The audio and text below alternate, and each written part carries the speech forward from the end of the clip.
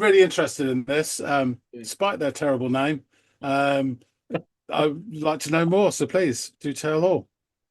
Well, as someone who has a California wife, I would take issue with that last assessment, but everything But, preceding it, but singular or plural? well, for now, singular. I'll probably. There you go.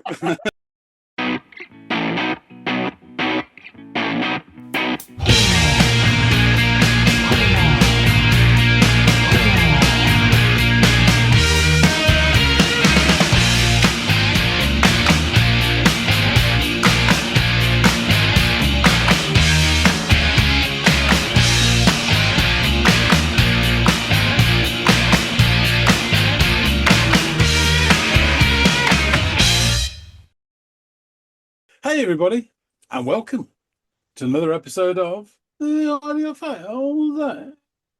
It's Marta. My name's John. His name is Andy. Ritual, ideas, relativity, only buildings, no people, prophecy, time slide, place to hide, nudge reality, foresight, minds wide, magic imagery. Oh ho. More on that later. But first, we have a track listener too. Andy, what have you got for all the good folks and the bad ones today? Sure.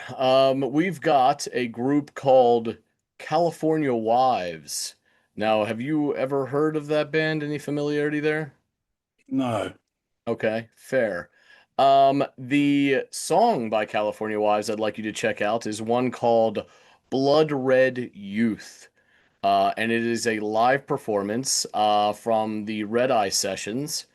So, sounds like you don't, you're flying blind here with California Wives and Blood Red Youth. So please go off, give this a watch, a listen, and then come back and let us know what you made of it. Will do.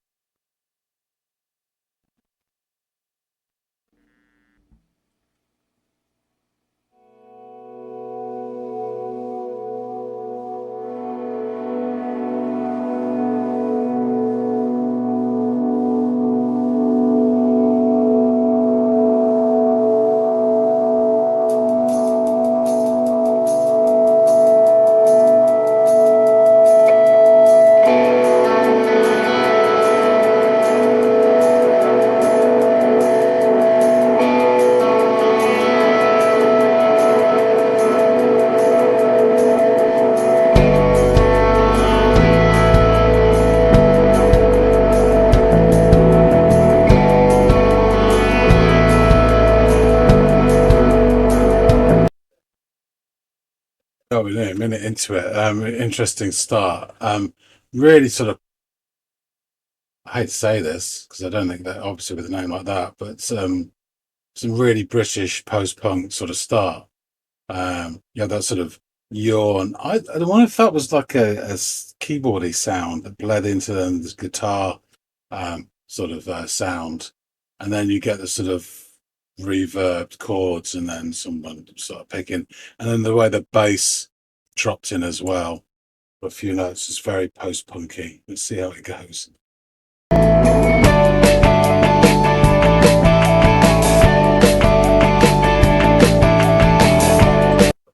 Wow, that changed instantly. Let's just go back a sec. That really did change.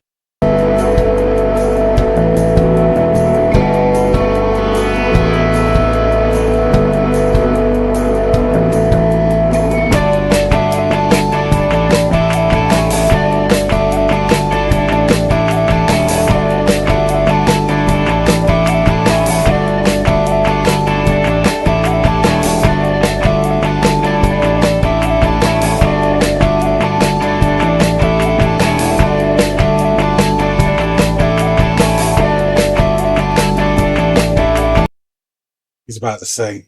Sorry about this, but really quickly. So your man on the left, I don't know why I'm pointing like this because you can't see what I'm seeing when I point. So the guy on the left, he's playing right at the neck, these high notes. It's almost sounding like a keyboard sound rather than a guitar sound. Sounds very synthy. And the whole thing has changed from this post-punk promise of sort of, angular guitars and dystopian nightmares, worrying about the bomb and Thatcher and Reagan, um, old Mother Reagan, and this has gone to more indie pop, and it's quite the edges have been sanded down, and you've almost got this happy clappy beat. Yeah, it's nothing wrong with that. It's starting to work its magic after a bit of jamming away. Yeah, it's nice. It's just the real change from that post-punky start. He's clearly about to address the microphone, so let's just go back a wee bit. This is a nice jam.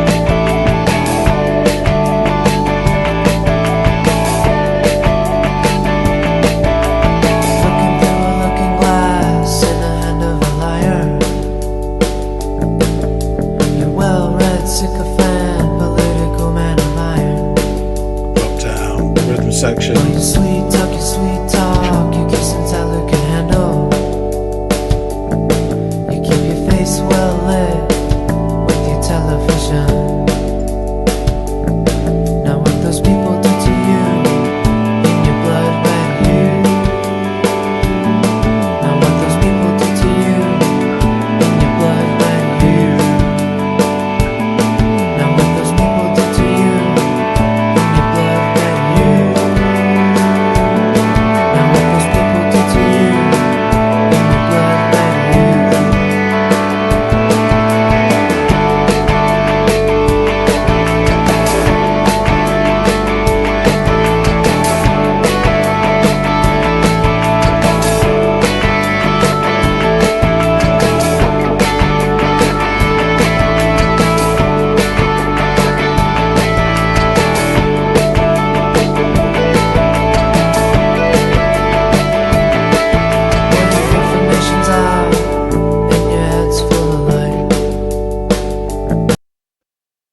Yeah, I really enjoyed that.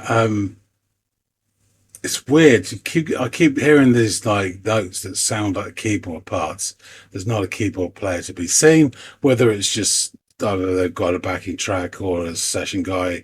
I don't think it's all the time that guitarist on the left making different sounds through his pedals or whatever. But I like the way that that was obviously the refrain. All those people did to you in your blood red youth, just over and over again, and you got your basses going you.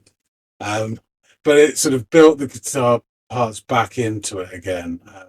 Sort of arpeggios chord just then developed. Again, it's nothing new, but it's really nicely done, and has an overall sound the way that it all fits together. It's really nice. And also we're dropping back into the sort of verse pattern again, which is just the rhythm section. And again, these notes that almost sound like keyboard notes over the top, these stretched out notes. We shall then, I presume, it will again develop, guitars will come back in. We'll see. And they're serving you a drink like you hope that they might.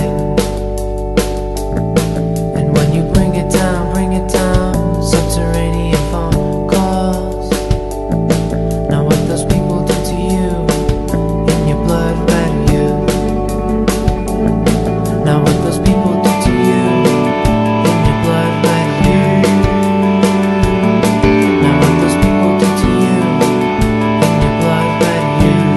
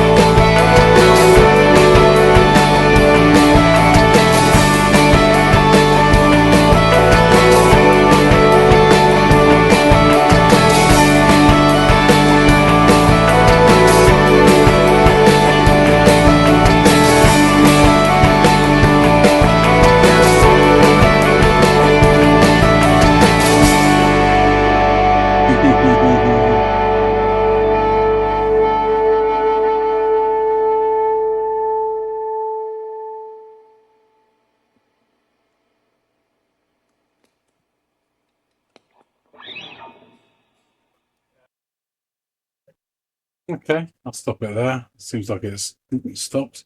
Yeah, really enjoyed that actually. It started off, I have to admit, feeling a bit sort of lightweight for my taste. But as the song developed and the way they sort of grew the parts in it, it grew on me as well. That sort of last elongated sort of instrumental section before he came back in for the last time with what the people did to you, you blow you.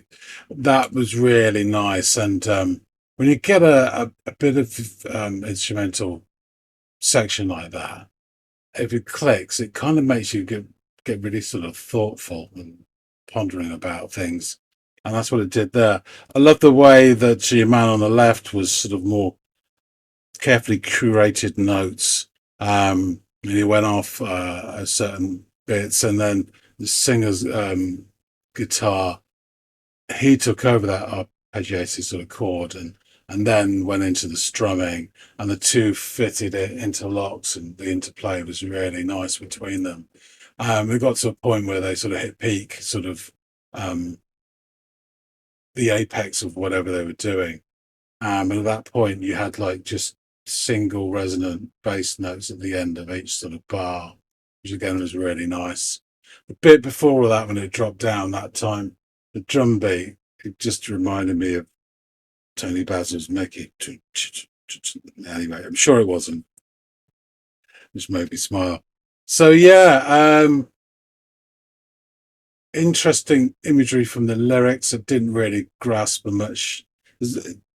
Yeah, your blood red youth is an interesting phrase. Um,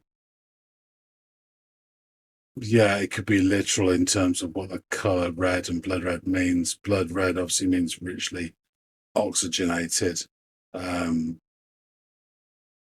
and again, that has different sort of connotations as well. So I guess it's whatever you can make of it. It did seem the way he's delivered it, apart from that last bit, fairly that sort of detached commentator on the subject. Slightly, it felt critical. But it said what those people did to you kind of gives a feeling that whatever happened to the subject isn't completely their fault. Who knows? Well, perhaps we know someone who does know. Person who picked this track. Well, I hope. That is Andy. So let's go back and chop it up with him. All right, so you are back. Please, John, tell us what you've made of this performance by California Wives. Blood Red Youth, or Blood Red Ute, as we say in this country. The Utes. So this song starts with what I would call a post-punk yawn. Interesting. I have this throughout the song, actually the track. So I'm convinced that it starts with a faint, synth keyboard note. But throughout the performance, I couldn't see a keyboard in sight anywhere.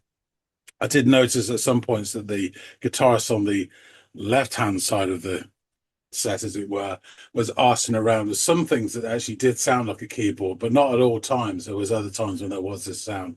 So I don't know if it was, an extra hand hidden somewhere or a backing track that's added to them playing live. But I'm going to stick with what I think, and then you can correct me. So I think it's a faint keyboard sound which starts, and then it bleeds into this guitar effervescence, for one of a well, not quite like heavy feedback. Before he then starts to pick the first few notes, we also get some tiki-taka on the hi-hat, which adds to this growing expectation. And I have to say at this point, we get some very strong false advertising as the heavily reverbed guitar rings out. And then there's some slack bass notes drop in a very British post-punk manner. I have probably 1,001 songs that start this way. So I was completely ready for some sort of up-tempo number, possibly about the autumn of the soul, or nuclear weapons disarmament agendas, or just Thatcher and Reagan. But no, this is merely the musical version of a Wonder Bra, luring in simple-minded folk like me with the promise of some sort of angular guitar dystopia, only to be served up a particular brand of indie pop instead. Oh, well. So we hit the groove with the rest of the band. I'm loving the visuals, by the way, the sort of multiple split screens and in black and white. I know later on in the video it goes into color, and I have to say I was a little bit disappointed in that. I'd have preferred them to stay black and white all the way through, but this isn't a Powell and Pressburger film, for God's sake. Yeah, so instantly you can hear the difference from the opening minute or so of this very nice sort of atmosphere setting piece, and then when they all hit their stride, it's like there's this breezy melody, which again I'm thinking is keyboard or if it's him with his effects, but it has the effect of this sort of like retro keyboard set melody, and even the drum beat feels a bit happy clappy as well. So it's kind of smoothed off the edges from this sort of post-punky stuff, and we're into a more polished indie pop zone. It's interesting that if you take that up to that point, the first 90 seconds of this interesting, edgy sort of like intro, and then into a fully realized song, and then a more sort of, for want of a better word, poppy. It's almost like a distillation of some of new wave bands in the 80s, their whole career, how they started off and how they changed with the taste of commercial success. I'm thinking particularly of Psychedelic Furs and Simple Minds, both getting a little taste of commercial success through John Hughes' bloody films. And of course, the other key thing to note is that neither of those bands had anything like this. So I'll move on. So yeah, the first 20 or 30 seconds of this jamming becomes quite infectious. And I really like how the bass line kind of sits right in the middle of it all. Then your man starts to sing. So they use that technique, which is done throughout different styles or subgenres, I should say, where the guitars drop out to just leave prominence of the rhythm section. So your bass man finally gets that spotlight he's also been wanting for such a long time. And you get these sprawling, stretched out keyboard notes or whatever over the top that sort of tie it together.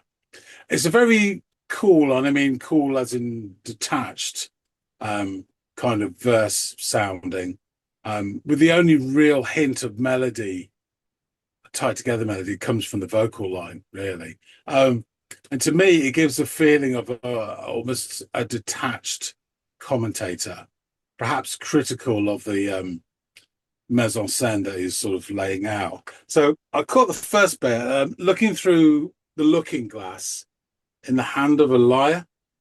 Now, I'm sure this isn't what he intended when he or whoever wrote the lyrics, but it made me think of observing someone through the bottom of their pint glass as they drink it and drain it.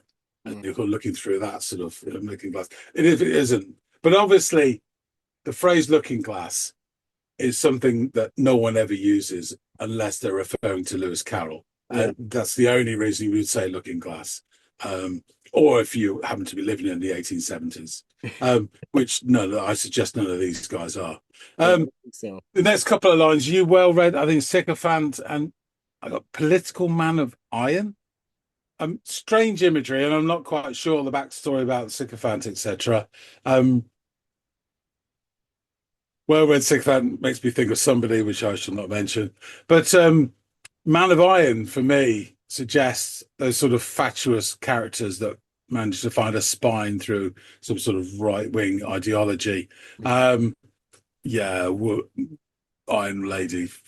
God. He continues to address this subject, he's addressing the subject of the song, something about kiss and tell and a face being lit by the light of or glow of television, which is another interesting sort of very sort of image-led lyrics. And then we come to what is will become apparent throughout the song, I guess, is the refrain, chorus, whatever you want to call it. One of the guitars re-enters at this point with a sort of arpeggiated chord that slowly starts to swirl in a circular motion, which kind of echoes the lyrics, which keep getting recycled and repeated. Now, what those people did to you in your blood red ute. Um, Again, I said it's really interesting, and I will circle back to that in a second about that. I think he sings it about 4 or 5 times. The bassist has a gentle youth at the end of each phrase as well, which is very pleasing. And I think on the third turn around the block, the other guitar creeps back in. And then as we finished repeating it, we return to that sort of strumming jam from earlier. And I find it really interesting how in the structure of the song, the most musical parts are when no one's singing. It's just an interesting choice. I'm not saying it's wrong or right. It's very fascinating. The guitars sound really great here, and the drums are starting to resemble almost hand claps. They have that sort of punch to them. The guitarist on the left starts to embellish his part, only to be chased away by the next verse, because them's the rules. The drop down rhythm section. But our man on the left is not to be defeated. He starts creeping back in and vigorously strumming this tight, trembling sound. And it's very similar. It made me think of the sound that's used in pantomime or an episode of Scooby-Doo to indicate the location of a oncoming ghost or ghoul. He's behind you. That's how my mind works. It's The verse quickly gives way to the refrain for another sort of 4 or 5 loops with the same building arpeggios of the harmonious utes. And the track then drops back down again. And this time we get this beat pattern, which will always, until the end of time, remind me of Tony Basil's Mickey. Hey, Mickey. Anyway, we get some glorious interplay at this point between the guitars. There's this almost curated notes from the guy on the left, and our singer on the our singer's guitar, he sort of takes over that arpeggio bit for a while and then goes into full strum, and they interlock actually, and it's really nice. The song builds back up in content and energy and impact as well, and they get to sort of peak strumming bit, and at this point each sort of bar or so is capped with a singular resonant bass note each time. This is my favorite section of the track by quite some distance. It's really nicely done. It all just worked. Your man comes back in with a couple more goes of refrain. His voice is a lot more urgent and animated as we've reached the sort of apex of the song, before continuing for a few bars more. And then they finish in a very 60s way with that sort of one off chord. Ding. Mm-hmm. And United Wall sort of really good. So yeah, I didn't mention it, but in the reaction, but really good live performance. So you kind of forget, but a really good live performance. The song itself was a bit of a grower for me. It started off feeling slightly lightweight, but I really enjoyed how it developed, particularly the instrumental parts and how the guitars and that effect when they get into a groove and then just grab that groove is great. As to the lyrics and the song itself, I got this feeling there was some sort of hint of, I don't know, not criticism, but that kind of tone. There was something that was a bit sort of not happy with things, if I can put it that way. Mm-hmm. But the suggestion, what those people did to you, it kind of suggests that it's not completely the subject's fault, totally. That there's a passive sort of action on them. The title itself, Blood Red Youth, is again really interesting. You literally take this blood red, and so what that simplifies as a color, the blood red, it can mean anything: danger, death, vitality, as well, all sorts of things. Like in China, the red is just one of those colors that has so many different war. It also obviously mean love, passion, etc. So yeah, I guess you can take whatever you want from it. But it's interesting, the Blood Red Youth, it kind of has these sort of, for me, again, the way my mind works, almost these sinister sort of youth group meanings to it. Like, I wouldn't say Hitler Youth Group, but do you know what I mean? It's that kind of blood red as well. It's not quite right. It also makes me think blood red sort of rich in oxygen, hemoglobin sort of filled up, which again kind of signifies vitality or growth or something like that. So all sorts of things, and most of them way off. Whatever he was singing about, it's probably about his girl legged it with his best mate at the local dance. I don't know, but yeah. So please, I'm really interested in this. Despite their terrible name, um, I'd like to know more. So please do tell all. Well, as someone who has a California wife, I would take issue with that last assessment, but everything But, preceding it, but singular or plural? well, for now, singular. I'll probably. There you go. Uh, yeah, and to be honest, though, I agree with a lot of your assessment of the song. Is this the greatest song I've ever heard? No, but do I like it? Yeah, sure I do. I really like the guitars in this track a lot, which also seem to be Yeah. the instrument you latched onto the most, particularly the man on the left. I really love the sound of his guitar in this track. This album is pretty good. I mean, it's got some good songs on it for sure. It's got some forgettable ones as well. But these guys, yeah, definitely sort of this example of potential and this, trajectory that was never quite met or fully realized. Though for a while there, a lot of folks really thought that they had the potential to be the next big thing. Go ahead. It looked like you had something to add, Joe. Yeah, it's just that you can tell from this song that this is kind of fairly well thought out song and structured. So there's potential there, definitely. And that was the assessment of a lot of people, even some of the ones that we sometimes disagree with on the channel, depending. Yeah, that comes to mind. Uh, Another guy who has a French sounding Oh, last name also comes to mind the as Queen well. bitch. Yeah, exactly. That would be the one. But yeah, it's just one of those bands that's kind of like anomalous to me because like you and they've never, nor are they obligated to, but they've never really provided any reason as to why. So there is a little bit of mystery to the star fade um behind this band as well. But yeah, California Wives. They are an American band from Chicago formed in 2009. The lineup consists of Jason Kramer, vocals, bass, guitar, and keyboards, Hans Michel on guitar, Graham Massell on guitar, and Joe O'Connor on drums. According to Jason Kramer, I felt like I was asleep for years, says the California Wives lead vocalist keyboardist, of his decision in 2009 to leave behind a promising career in medicine for a professional go at music. He would add, "A weird thing happened when I finished my MCAT, and all the studying stopped. I was completely honest with myself for the first time in my life and recognized that I had no desire to go to medical school. This is when I took a more serious turn toward music, which is something I realized I should have been doing all along." Around this time, he moved back to his hometown of Chicago, where he was introduced to drummer Joe O'Connor and the band's original bassist Dan Zima, who had been playing together since high school. Joe and Dan's musical influences followed a similar path to Jason's, beginning with alternative rock and arriving at a strong appreciation for electronic music, more specifically, bands that mixed synthetic and traditional instruments like New Order and The Cure.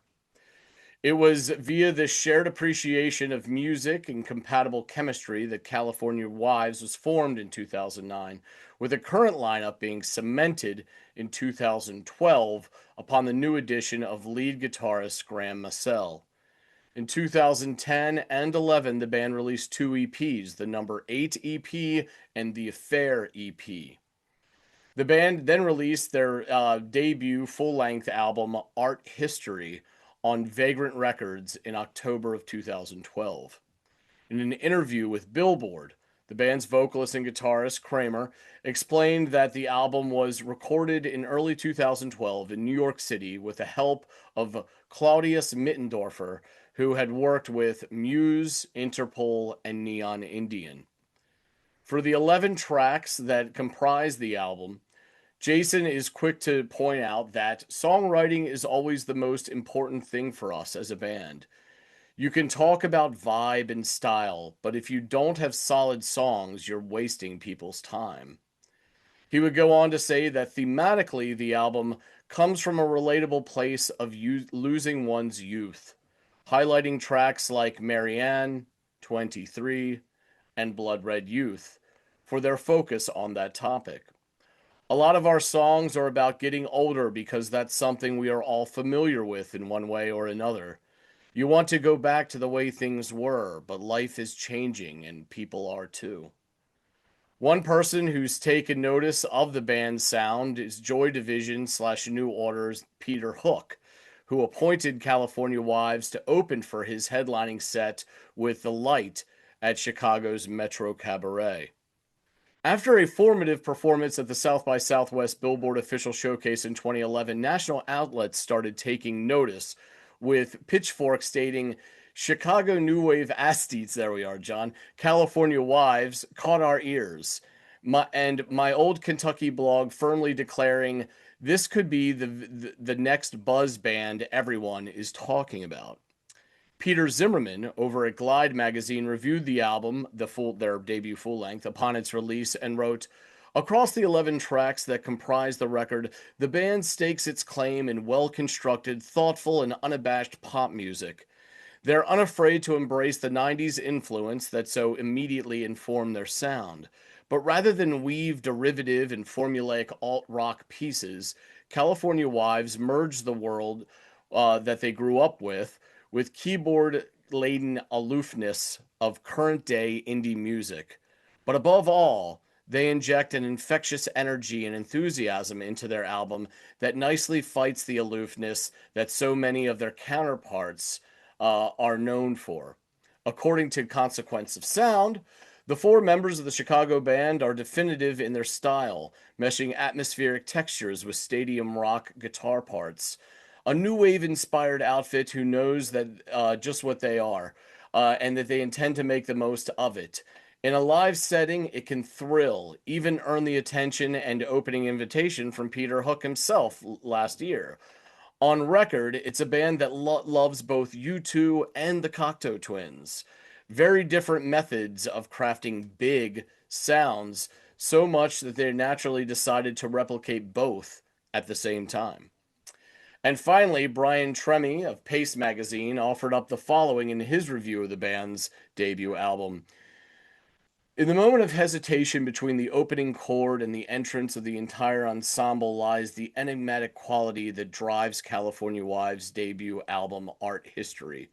An album that continually surprises and refreshes its listeners with a soothing juxtaposition of steady rock anthems and new wave electronic vibes. And Tremy would add, less focused on defining a highly original sound or ambiance, thematic elements reign supreme, with art history centering itself upon the universal event of losing one's youth and the sometimes tiring coming of age that accompanies it. Tracks such as 23, Blood Red Youth, and Marianne all display this general nostalgic feeling by commanding their attention through driving beats and synthesizer overtones, all layered underneath lyrics that flow with ease, in addition to sometimes surprisingly heavy rock guitars. So, these lyrics. Looking through the looking glass in the hand of a liar, you well-read sycophant, political man of iron. And while you sweet talk, you kiss and tell who can handle, you keep your face well lit with your television. Now, what those people did to you in your blood red youth. Now, what those people did to you in your blood red youth. Now, what those people did to you in your blood red youth. Now, what those people did to you in your blood red youth. When your information's out and your head's full of light and they're serving you a drink like you hope that they might, and when you bring it down, subterranean phone call. Now, what those people did to you in your blood red youth. Now, what those people did to you in your blood red youth. Now, what those people did to you in your blood red youth. Now, what those people did to you in your blood red youth. Now, what those people did to you in your blood red youth. Now, what those people did to you in your blood red youth. And it continues to repeat until the song comes to an end. So, yeah, This song offers a critical reflection of the past of a woman, possibly a former love interest of the narrator, and her selfish and exploitative behavior of men who in turn exploit her. In a Rolling Stone interview, lead singer Jason Kramer said the following: "All too often, you see people changing who they are to meet some set of social expectations. I was seeing that happen to the people around me, and it was upsetting to me at that time in my life. The song came from that particular place." So, interesting bit about the band. They would go on to release another EP in 2015 entitled Heavy, and would tour in the wake of its release. However, since around 2019, there is no evidence of the band creating any more music or organizing any further tours or concerts. In fact, Reddit and other social media message boards are littered with inquiries about the band's status and whereabouts. So this looks to be, another case of a band just quietly dissolving or going dormant after a brief moment in the spotlight. But I am happy to have caught a glimpse of them when they occupied it. So, yeah, I don't know if they'll reappear and, maybe for the sake of nostalgia, go do a tour somewhere, probably in the Midwest around Chicago or what. But until we catch news of that, they've kind of just fallen off the face of the earth, for lack of a better phrase, unfortunately. Strange. Well, it happens, I guess. Not everybody who starts a band wants to be famous. Yeah, Perhaps they just want to be able to achieve the fact they've done it. yeah.